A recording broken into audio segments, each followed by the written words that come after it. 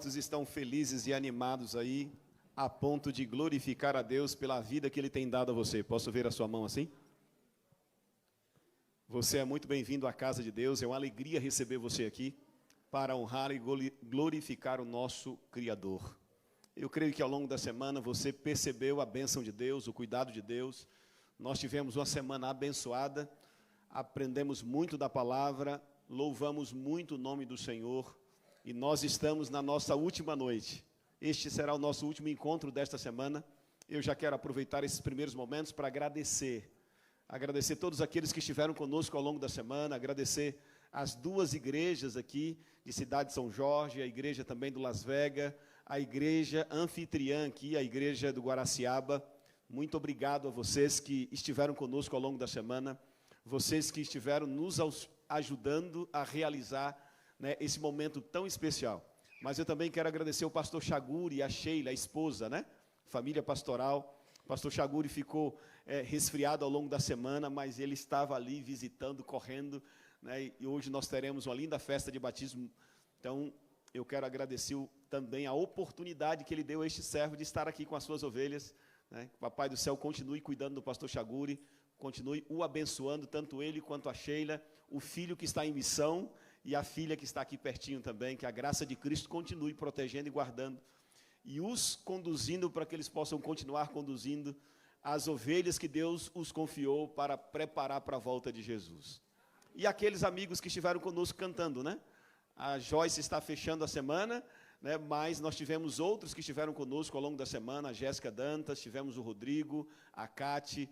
Então, fica aí o nosso muito obrigado a esses que utilizaram os seus dons e talentos para abençoar e preparar também o nosso coração para a palavra de Deus. Como nós temos feito todas as noites, nós, antes de entrarmos no tema da semana, nós estamos lendo um texto para o nosso momento de oração. Porque eu compreendo que todos os dias é um desafio a gente vir à casa de Deus, todos os dias é um desafio a gente conseguir alcançar as vitórias que a gente tanto precisa, seja no trabalho, na família, nos nossos relacionamentos, nos nossos projetos. Nós temos as nossas lutas pessoais e individuais, e nós precisamos do cuidado de Deus, da direção de Deus, da proteção de Deus. E o texto de hoje está em Isaías 64. Se você puder abrir aí a sua Bíblia, ou quiser anotar para ler depois, não tem problema. Os nossos amigos que estão nos acompanhando também pela internet, que eles possam também ler o texto conosco e ouvir a promessa de Deus. Eu tenho certeza que Deus tem uma bênção especial para você que está nos acompanhando também neste momento. Se você também quiser abençoar outras pessoas, você pode também enviar este link para que outras pessoas também possam ser abençoadas e alcançadas pela mensagem do Evangelho. Isaías 64, verso 4, tem uma mensagem extraordinária e eu gostaria de compartilhar ela com você. Diz assim: porque desde a antiguidade não se ouviu, nem com os ouvidos se percebeu, nem com os olhos se viu, Deus além de ti, que trabalha para aquele que nele espera. Eu acho tremendo esse texto. O profeta Isaías, sendo guiado pelo Espírito, enviou esta mensagem ao povo de Deus, para orientar e para informar o povo que Deus, Ele é inigualável, nunca se viu, nunca se ouviu, nem com os olhos se percebeu um Deus além de ti. Ou seja, Deus não tem concorrência, Deus é inigualável, Deus é incomparável.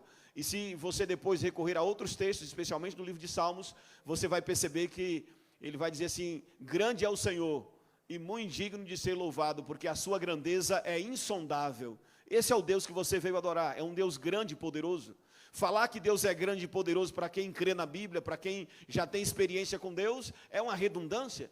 Mas o que me impressiona não é a grandeza de Deus, não é o fato de Deus ser grande. O que me impressiona é Deus estar disposto a trabalhar por seres tão pequenos como eu e você. Porque você tem um outro ser humano querendo trabalhar por você, um outro ser humano pegando o seu currículo e levando a alguma outra local, uma empresa para que você seja contratado, um outro ser humano te conduzindo até o hospital, um outro ser humano te auxiliando em uma área acadêmica. Isso é normal. Embora não seja tão usual, mas é normal. Mas você ter alguém tão grande, tão poderoso, disposto a trabalhar por você, pela sua família, pelos seus filhos, e para que os planos dele se concretizem na sua vida, é algo extraordinário. E é por isso que, nesta noite, eu gostaria de te lembrar que Deus está disposto a trabalhar por você.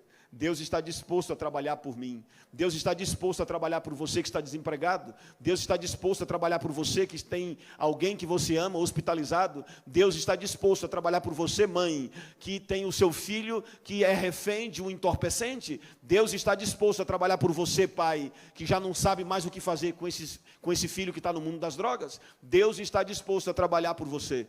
Mas o texto vai nos dizer que Ele só trabalha por uma classe de pessoas. É por aqueles que esperam nele. Gente, essa informação ela é tremenda, porque a gente espera em muita gente, já reparou? Tem gente que espera em uma pessoa, há outros que esperam em pessoas com funções políticas, há outros que esperam em outras pessoas, mas Deus fala assim, olha, eu trabalho por você, desde que você espere em mim. E nós iremos orar agora. Eu vou pedir para que você pegue aí a sua Bíblia. Você vai colocá-la bem pertinho do coração. Por que a gente faz isso todos os dias? É uma maneira simbólica, porque o salmista dizia que ele queria guardar a Bíblia no seu coração, a palavra de Deus no coração, para ele não pecar contra o Senhor. Então abraça aí a sua Bíblia, abra o seu coração e vamos falar com o Criador. Senhor Deus e Pai, a nossa gratidão por esse momento de adoração. Obrigado porque o Senhor nos trouxe a tua santa e abençoada casa.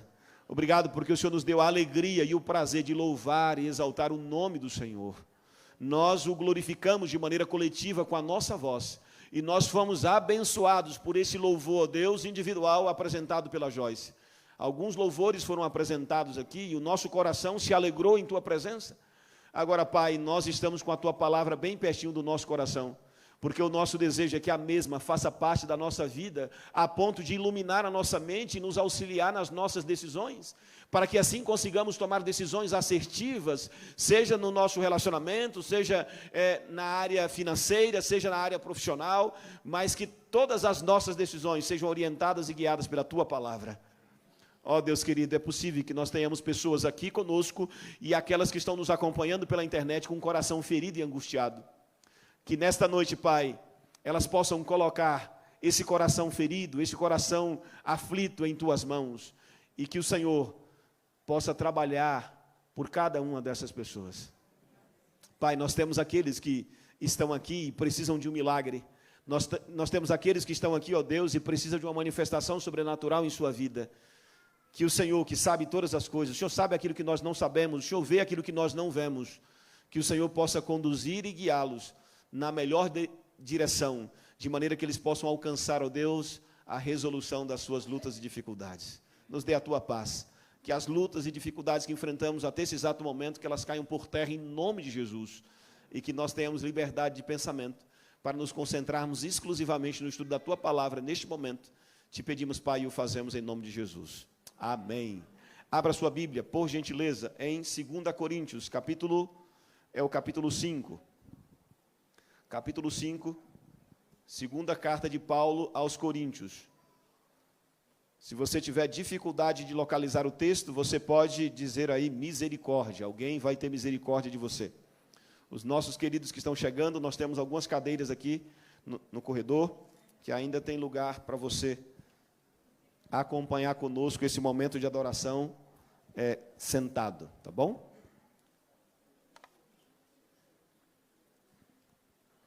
Você encontrou aí? Segunda carta de Paulo aos Coríntios, capítulo 5, nós iremos ler do verso 14 até o verso 17. Paulo disse assim: pois o amor de Cristo nos constrange, julgando nós isto, um morreu por todos, logo todos morreram. E ele morreu por todos, para que os que vivem não vivam mais para si mesmos, mas para aquele que por eles morreu e ressuscitou. Assim que nós, daqui por diante, a ninguém conhecemos segundo a carne. E se antes conhecêssemos Cristo segundo a carne, já agora não o conhecemos deste modo. E assim, se alguém está em Cristo, é nova criatura. As coisas antigas já passaram, e eis que se fizeram novas. Dependendo da tradução que você esteja utilizando, vai terminar o texto, e eis que se fizeram novas todas as coisas. Esta é uma informação tremenda. Aqueles que estão aqui, que é da família de Lenço, conhecem o verso 14 de cor. O amor de Cristo nos motiva. Aqui ele apresenta o amor de Cristo nos constrange. Ou seja, Paulo está dizendo que as nossas ações, aquilo que nós fazemos ou abrimos mão, aquilo que continuamos praticando ou deixamos de praticar, deve ser motivada. Essas ações ou essa renúncia pelo amor que nós temos à pessoa de Jesus Cristo e também por ver o amor que Ele tem por cada um de nós. O amor de Cristo nos motiva. O amor tem que ser a mola propulsora que nos leva a fazer aquilo que Deus pede que nós façamos e que nos leve também a abrir mão daquilo que Ele pede que nós abramos mão. E é por isso que Paulo vai nos lembrar disso. O amor de Cristo nos motiva, Ele nos constrange. Jesus morreu por todos, para que todos tenham a oportunidade da salvação. Só que Ele vai e nos faz entender o verso 15, que é tremendo. Ele chega e diz assim, olha, e Ele morreu por todos, para que aqueles que vivem não vivam mais para si mesmo, mas para aquele que por eles morreu e ressuscitou. O que é que Paulo está dizendo? É que Jesus morreu por você, Jesus morreu por mim, para que você e eu, nós que estamos vivos, agora nós não vivamos mais para nós mesmos, que o epicentro da nossa vida não seja o eu, mas que seja Cristo, que o centro da nossa existência seja o Senhor. É por isso que quando nós escolhemos falar sobre este tema, a semana em Cristo, eu fiz questão de que nós terminássemos com esse verso, porque ele vai dizer assim, olha, e se alguém está em Cristo, ele diz, nova criatura é, ou é nova criatura, dependendo da sua tradução. Paulo é categórico, ele não diz que se alguém está em Cristo, ele será uma nova criatura, ele não diz que pode ser uma nova criatura, que em algum momento da sua existência você passará a ser, não. Paulo é categórico em afirmar, se alguém está em Cristo, ele diz, olha, ele é uma nova criatura. Esse é um texto forte, é um texto muito emblemático e nós iremos meditar nele ao longo da nossa meditação de hoje. Mas de maneira muito especial, se você quiser anotar uma curiosidade das cartas de Paulo, Paulo escreveu 14 cartas, nós cremos que ele escreveu 14 cartas. Há alguns amigos que vão acreditar que ele escreveu 13, alguns não acreditam que Paulo escreveu Hebreus, a carta aos Hebreus não foi Paulo que escreveu, mas nós cremos que foi Paulo que escreveu Hebreus e as outras cartas, e isso chega à totalidade de 14 cartas, dos 27 livros do Novo Testamento, por produção literária, Paulo escreveu um pouco mais de 50%, não por amplitude, porque os evangelhos são maiores, mas as cartas, em quantidade de cartas, Paulo escreveu um pouco mais de 50% do Novo Testamento, e você observa que a palavra predileta de Paulo, a definição favorita de Paulo do que é ser um cristão, ele diz que é alguém que está em Cristo. A expressão em Cristo, por meio de Cristo, através de Cristo, aparece nas 14 cartas de Paulo 164 vezes. Ou seja, Paulo queria deixar claro para a gente que lê as suas cartas, que aquele que está em Cristo, ou através de Cristo, na pessoa de Cristo, nele, através dele, por meio dele, este é uma nova criatura. Para Paulo, o cristão é essencialmente alguém que se identifica com Cristo. Só que é interessante quando você olha a questão do cristianismo, porque na visão de Paulo não existe cristianismo sem Cristo. Um cristianismo sem a pessoa de Cristo é como uma moldura sem um retrato. É como um baú sem um tesouro, é como um corpo sem vida, na perspectiva de Paulo. Mas é interessante, quando você olha ali o IBGE, a pesquisa do IBGE, você vai encontrar algumas pessoas que quando elas são perguntadas de que religião você faz parte, elas dizem assim, eu sou católico não praticante. Alguns dizem assim, eu sou um cristão não praticante. Mas normalmente quando você vê um aluno, a pessoa diz que ele estuda, ele é um aluno, já está implícito que ele está vinculado, ele está atrelado a um centro educacional, seja do ensino básico ou do ensino superior. Se você ouve alguém dizer assim, olha, eu sou budista, logo você entende que esta pessoa tem um tipo de intimidade e de relação com Buda. Mas é só no cristianismo que você vai encontrar gente dizendo que são cristãos não praticantes. São cristãos que não se relacionam com Cristo. Tem gente que tem a coragem de dizer assim, olha, eu sou cristão, mas se você perguntar alguma informação sobre Cristo, ele não sabe. Você já viu algum trabalhador não praticante? Já? Um trabalhador não praticante, nós o chamamos de desempregado. Você já viu alguma mãe não praticante? Não tem. Se tiver uma mãe não praticante, ela não está cumprindo com o seu papel, mas você vai encontrar gente dizendo que ele é cristão não praticante, ou seja, tem gente que diz que é cristão, mas não lê a Bíblia, tem gente que diz que é cristão, mas não fala com Cristo, tem gente que diz que é cristão, mas não tem compromisso com a palavra e nem com o Senhor da palavra. Eu preciso dizer para você, você pode ser qualquer outra coisa, menos cristão, porque cristão é alguém que tem intimidade com Jesus. Cristão é alguém que tem relacionamento com Ele e com aqueles que fazem parte do seu povo, porque Cristo é o cabeça da igreja, e a igreja é o corpo dele. Então tem gente que diz assim, olha, eu gosto de Cristo, mas eu não gosto da igreja. Isso é uma contradição, porque como é que você gosta da cabeça, mas você não gosta do corpo? Não faz sentido, mas você vai encontrar gente dizendo isso.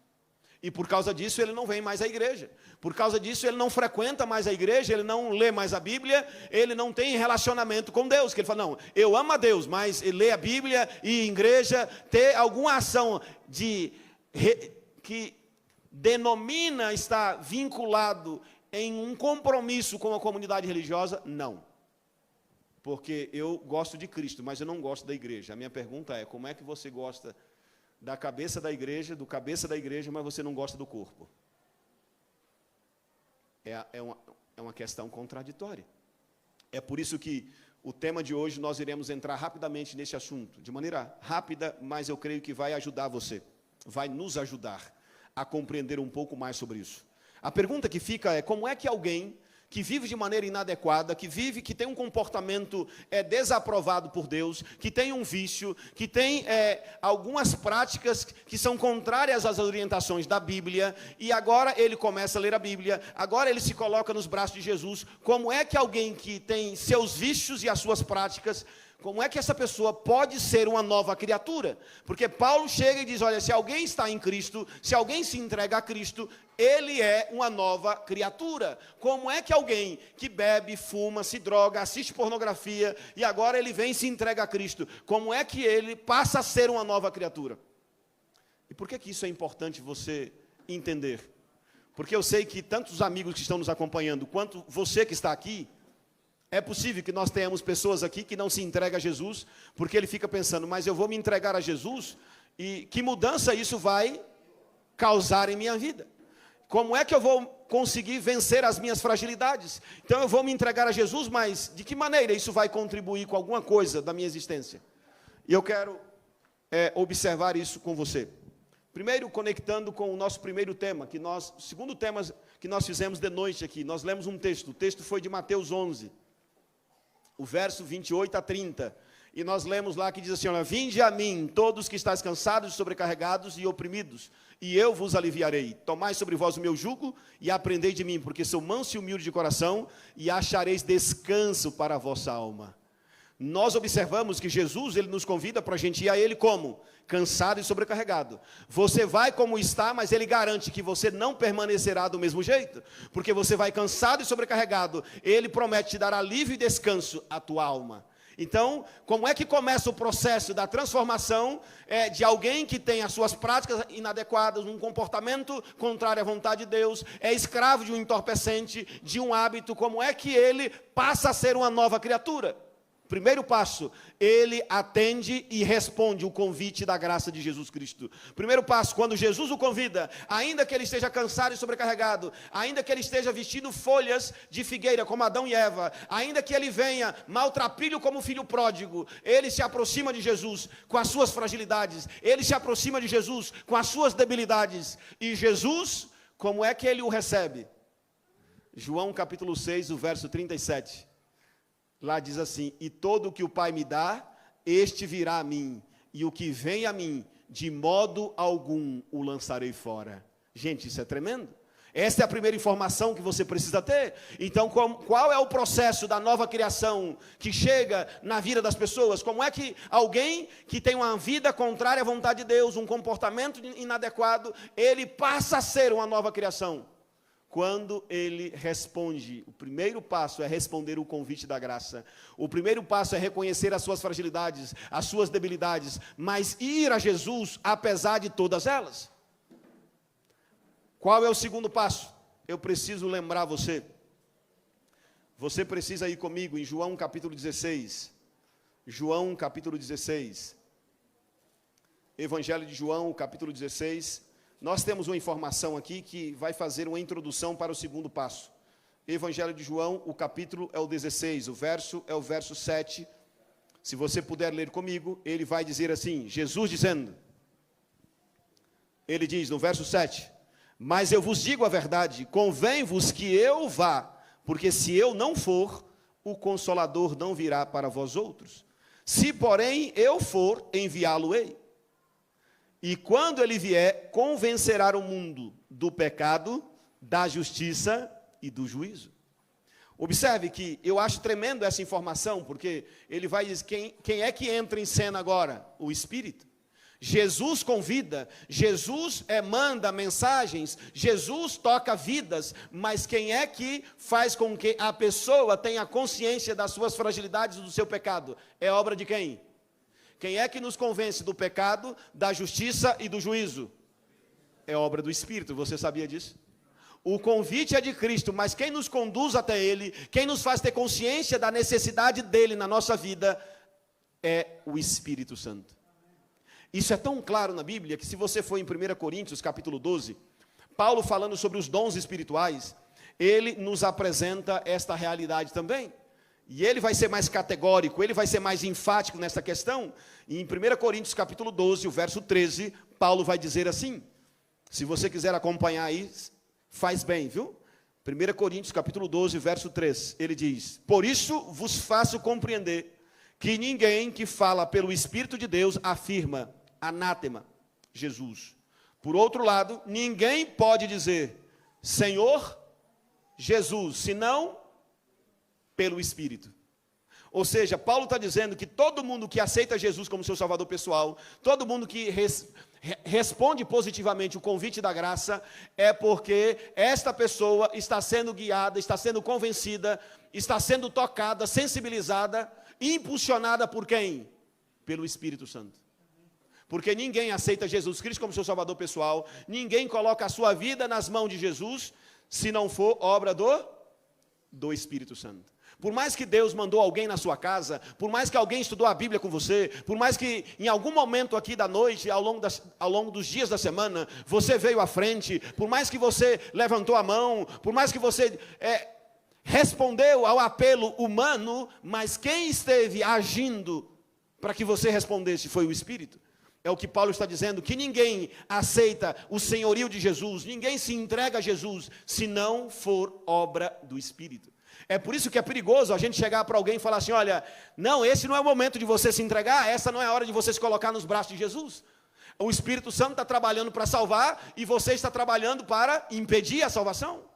E eu encontro pais fazendo isso, eu encontro irmãos da igreja dando esse tipo de conselhos. O Espírito está trabalhando para convencer a pessoa do pecado e para levá-la aos braços de Jesus, para fazer com que ela compreenda a necessidade que ela tem de Jesus na sua vida. E tem outras pessoas que estão tentando dizer para ela, olha, você até precisa de Jesus, mas não precisa ser agora não. Você até precisa se entregar a Jesus. Então, mas você pode flertar um pouquinho com o diabo, que não tem problema nenhum. Você até precisa andar no caminho estreito, mas você pode ficar mais 1 mês, 2 meses no caminho largo, não tem problema nenhum. A pessoa não para pensar que quando você está trabalhando para dizer para alguém que ela não está preparada, você está dizendo que a obra do Espírito não está sendo eficiente. Isso é um problema. A gente precisa lembrar disso. E é por isso que quando a gente avança um pouquinho mais, quem é que conduz a pessoa? Primeiro passo, Jesus convida, mas quem é que convence essa pessoa da necessidade dele? Para que ela possa aceitá-lo, para que ela possa colocar a vida dela nos braços de Jesus. É o Espírito Santo. Agora, observe que quando você vai a Cristo, sendo guiado pelo Espírito, Quem é que transforma a sua vida e faz de você uma nova criação? Se você for em Tito, capítulo 3, Tito, capítulo 3, lá do ladinho de Hebreus, capítulo 3. E eu estou dizendo isso porque é impressionante a obra que Deus faz quando a gente coloca a nossa vida em suas mãos. Tito, capítulo 3, verso 5, a partir do verso 5, ele diz assim, leia comigo, Tito 3, a partir do verso 5, amém? Todo mundo aí comigo? Não por obras de justiça praticada por nós, mas segundo a sua misericórdia, ele nos salvou, mediante o lavar regenerador e renovador de quem? Como é que está aí na sua Bíblia? Do Espírito Santo, que ele derramou sobre nós ricamente por meio de quem? De Jesus Cristo, o nosso Salvador, a fim de que, justificado por graça, nos tornemos seus herdeiros, segundo a esperança da vida eterna. Eu acho tremendo a expressão que ele utiliza aqui, porque ele vai dizer que ele nos salvou, segundo o lavar regenerador e renovador do Espírito. Ou seja, quem é que muda o nosso paladar? Quem é que muda a nossa audição? Quem é que muda o nosso gosto? Quem é que transforma a gente, de fato, em uma nova criação? É o Espírito. Até uma curiosidade para você, quando você lê aí na tua Bíblia, 2 Coríntios 5, verso 17, que ele diz assim, olha, aquele que está em Cristo é nova criatura. A palavra nova que aparece aí, no português, nós utilizamos apenas uma palavra para denominar algo novo por tempo de uso e novo por tempo de fabricação. Você compra um carro novo, você diz assim, olha, eu comprei um carro novo. Este carro novo, 0 quilômetro, a gente utiliza a palavra, para este carro 0 quilômetro, eu comprei um carro novo. Mas para aquele que já tinha um carro e ele comprou um outro carro, ele diz assim, olha, eu comprei um carro novo. Ele é um carro novo em suas mãos, mas ele já é um carro de segunda mão. A gente usa a mesma palavra, novo. Já reparou? Você faz uma reforma na sua casa, aí você chega e fala para suas amigas, olha, eu estou de casa nova. Você vai lá, está no mesmo endereço a casa, a porta é a mesma porta, você olha para o formato da engenharia da casa, são as mesmas metragens. Por que ela está dizendo que a casa é nova? Porque ela pintou a casa, ela colocou um piso diferente, ela colocou uma iluminação diferente, aí ela fala assim, eu estou de casa nova. Mas no grego, existem duas palavras para denominar novo. Você tem a expressão neos, que pressupõe novo por tempo de existência, e você tem a expressão kainos, que pressupõe novo, não por tempo de existência, mas novo em essência. É uma renovação. Não é novo por tempo de criação, mas é novo por renovação. É por isso que se você pegar aí, você que tem um aplicativo da Bíblia, e pegar a tradução NVT ou NVI, não vai aparecer aquele que está em Cristo é nova criatura. Ele vai aparecer a expressão, aquele que está em Cristo é nova criação. Isso é tremendo. O que ele está dizendo? Que a pessoa, quando ela se entrega a Jesus, Jesus faz uma restauração da sua vida, ele recria você, assim como Deus recriou o mundo quando enviou o dilúvio. Quando você se coloca nos braços de Jesus e você nasce da água e do Espírito, agora começa a obra da nova criação na tua vida. A conclusão desta obra, o Espírito Santo foi conduzindo. Você chega aqui dentro do tanque, você tem os mesmos elementos da criação. Você fala, como, pastor? Simples. Quais eram os personagens que você tinha envolvidos na criação? Você se lembra? Na criação, lá quando você vai em Gênesis, você diz assim, lá tem assim a descrição, a narrativa. No princípio criou Deus os céus e a terra estava sem forma e vazia. E o Espírito de Deus pairava sobre a face das... Então você tem Deus, você tem o Espírito e você tem água. Só que quando você vai em João, Evangelho de João, capítulo 1, verso 1, ele diz lá assim, no princípio era o verbo estava com Deus, e o verbo era Deus. E nós já entendemos aqui na semana de evangelismo, quem é o verbo? Jesus Cristo. Porque quando você vai no verso 14, do capítulo 1, vai dizer assim, e o verbo se fez carne e habitou entre nós, cheio de graça e de verdade. Você lembra disso? Então, quem é o verbo? Jesus. Então, Jesus também está lá no princípio. Então, vamos só fazer aqui a junção de todas as peças. Você tem o Pai, o Filho, o Espírito e você tem água na criação. Tranquilo até aqui? Quais são os elementos que você tem no batismo? E batizando Jesus, Mateus capítulo 3, verso 16, logo saiu da água. O céu se abre, o Espírito desce e o Pai diz lá em cima, este é meu Filho amado, em quem me... Então, no batismo, você tem água, Pai, Filho e Espírito.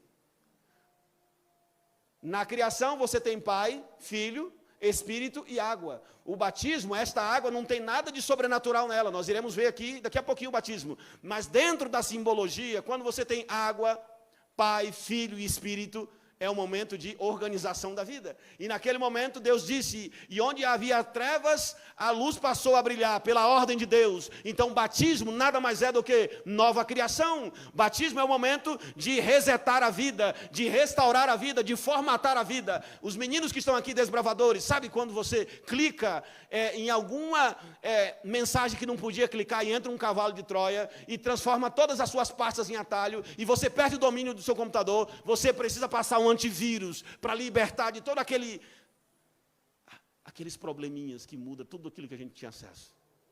Você precisa formatar o computador. Batismo é momento de formatação de vida.